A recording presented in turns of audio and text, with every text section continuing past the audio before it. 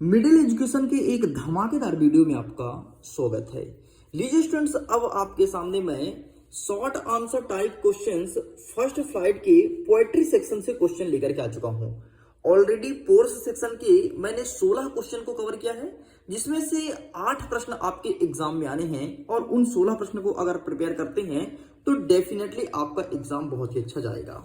अब देखिए, जो फर्स्ट फ्लाइट का वाला पोएट्री सेक्शन है, यहां से टोटल आपके परीक्षा में 4 प्रश्न देखने को मिलेगा और 4 में से कोई 2 या 3 प्रश्न को आपको अटेंड करना है।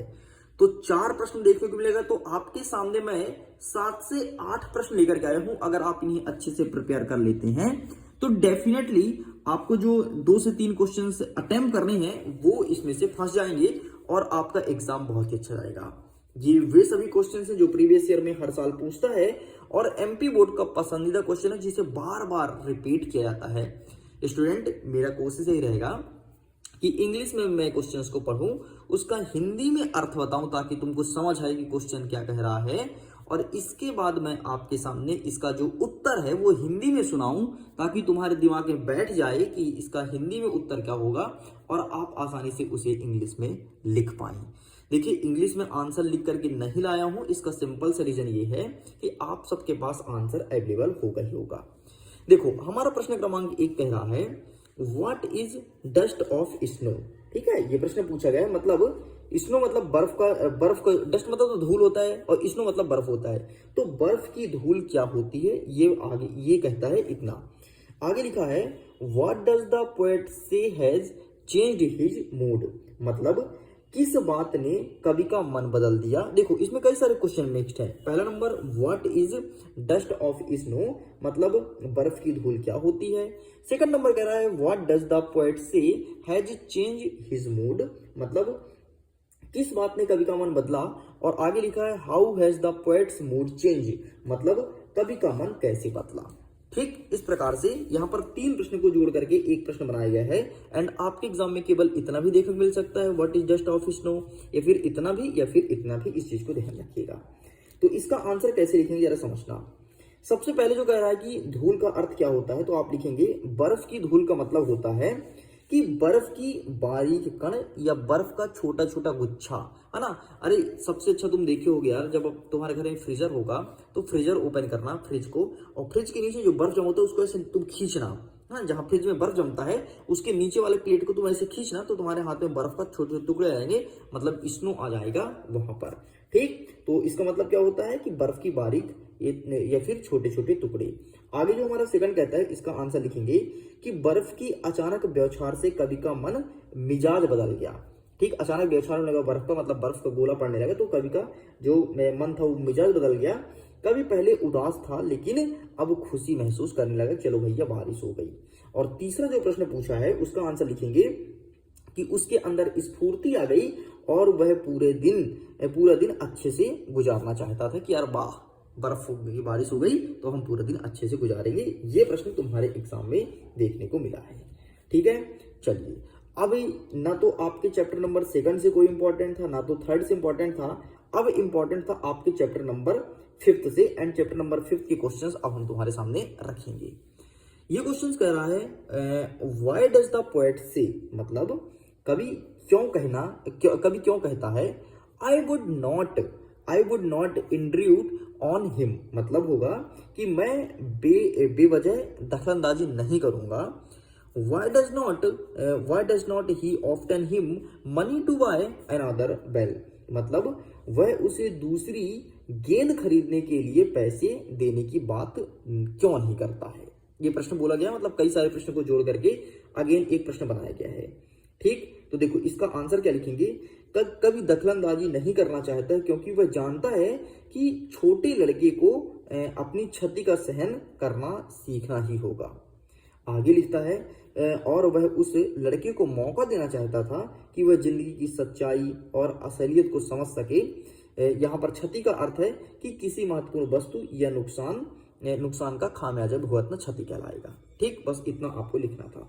चलिए, इसी में एक और प्रश्न पूछा गया है, आपका प्रश्न नंबर 3।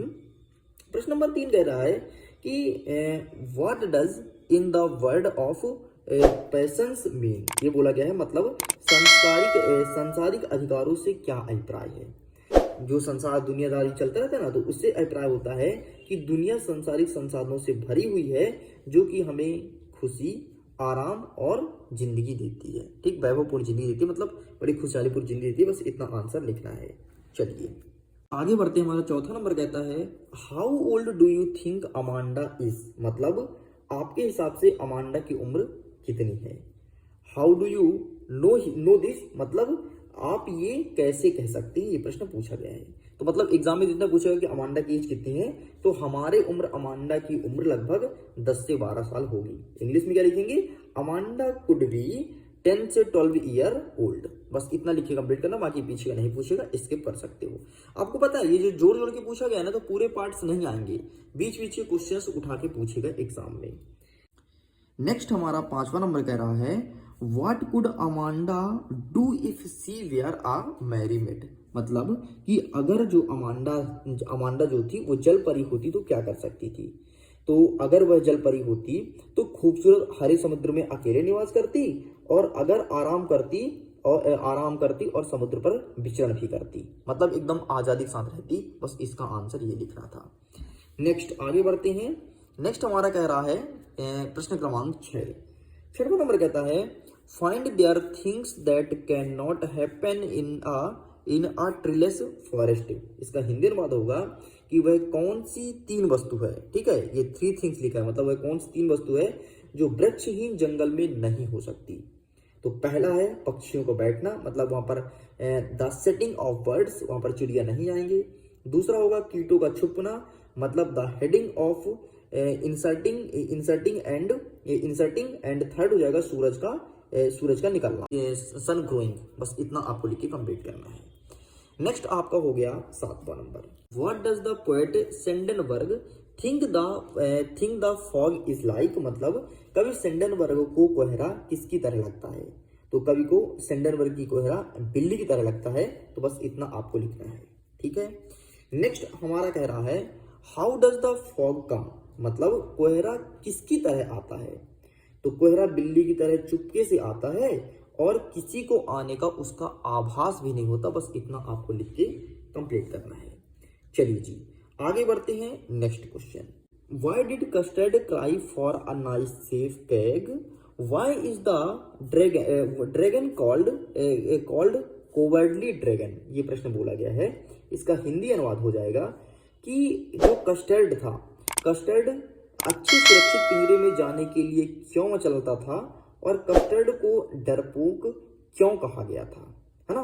तो सिंपल से इसका आंसर लिखना है कि कस्टर्ड अच्छे सुरक्षित पिंजरे में जाने के लिए इसलिए मचलता था क्योंकि वह डरपोक था और अपने आसपास के लोगों से डरता था। बस इतना आपको लिख के कंप्लीट करना है। तो इस प्रकार से आपके इस सेक्शन से, जो पोएट्री वाला सेक्शन है, वहां से 9 प्रश्न आपके सामने प्रेजेंट कर दिया हूं। अभी इसे अच्छे से प्रिपेयर करिए, फिर और भी जो क्वेश्चंस बन सकते हैं वो भी तुम्हारे सामने प्रेजेंट कर दूंगा। ओके स्टूडेंट्स, तो वीडियो पसंद आए तो वीडियो को लाइक कीजिए, अपने दोस्तों के साथ शेयर कीजिए, पीडीएफ को डाउनलोड कीजिए, लिंक डिस्क्रिप्शन बॉक्स में दिया गया है। अब क्या चाहिए आपको कंटेंट कमेंट सेक्शन में लिख कर बताएं, और वीडियो कैसा लगे ये जरूर लिखिएगा। ओके, जल्दी मिलते हैं हम नेक्स्ट पार्ट की वीडियो में, जिसमें आपके आगे के क्वेश्चंस को कवर करूंगा। जो फुटप्रिंट्स विदाउट फिट वाला सेक्शन है, वहां से कौन कौन से क्वेश्चंस पूछे होंगे इसको भी मैं जल्द ही कवर कर दूंगा।